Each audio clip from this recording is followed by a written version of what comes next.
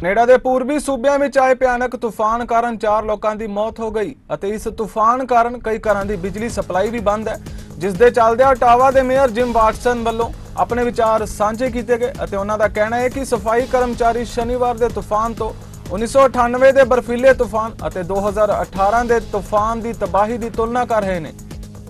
Well, thank you, Hannah, for having me on. I certainly can see that letter does make sense. I've seen different parts of the city. Yesterday, I'm going back out on tour to visit parts in the East End, Navan and Sarsfield that were hard hit, along with Pine Glens. And the councillors in those areas are telling me this is as bad, if not worse, than what they remember from the tornado back in 2018. And then, of course, going back all the way to 1998. And the ice storm that devastated our city. I think we lost 6,000 trees just on public park properties alone. So it's very devastating. It's frustrating, obviously, for the public, excuse me, to see this kind of damage to their home, to their neighborhood, to their trees that they love. And at the same time, without electricity.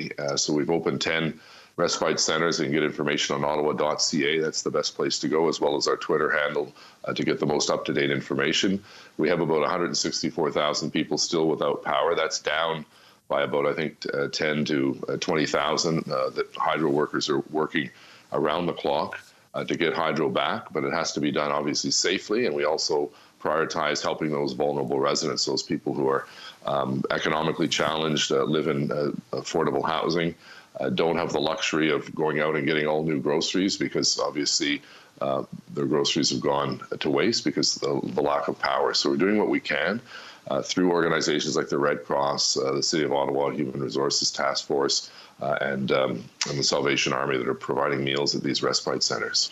Well, it's still going on. You know, our crews were out literally within an hour after the storm passed. A lot of our traffic lights are out. I said in our press conference, we asked for people's patience. There are a lot of yahoos that were out there going through the traffic lights, not caring about the others and not doing it in a courteous way. We don't want another accident to occur as a result of someone being an idiot or foolish and stretch our emergency resources even thinner. So we have, as you know, Hannah, living here, Ottawa is a large piece of geography. We can fit the cities of Toronto, Montreal, Vancouver, Calgary, and Edmonton within our boundaries. We're 2,600 square kilometers, and almost every single part of the city was affected by this storm. The tornado, on the other hand, cut a swath of destruction in a set area. It didn't go all across the city. This one went basically all across the city in rural Ottawa, suburban Ottawa, downtown Ottawa. Still a lot of traffic lights. I'm seeing, you know, the visuals on your screen.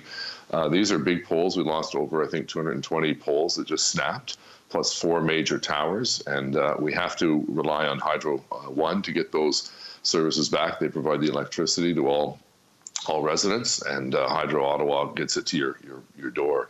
So it's really going to be a real challenge over the next couple of days. Hydro anticipates it's going to be to get everyone back online 3 to 4 days, but people are getting back online segment by segment, sector by sector, and we've seen areas in Canada, for instance, and parts of the south end of the city where electricity has been brought back on. So I ask for people's patience. I know that's easy to say. I didn't lose any power here in my home in the West End.